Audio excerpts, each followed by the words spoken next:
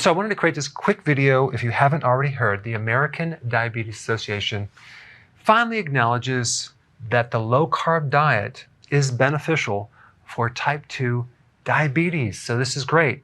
A step in the right direction. This is what they said.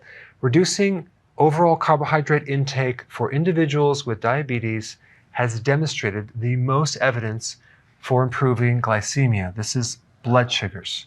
Okay? So that's great.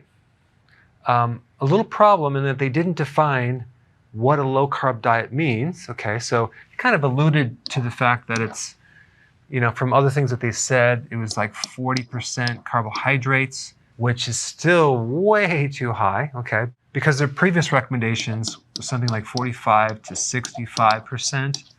So they're alluding to maybe 40%, but they don't really define what a low-carbohydrate diet is. In the ketogenic world, it's 5%, okay? And they also mention this.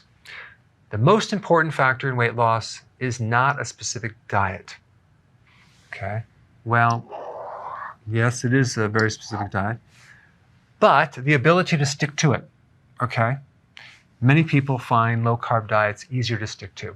Now, I do understand why they had to say this, because they have a group of people who come together. I don't know who makes up the group, but it's certain people on the board.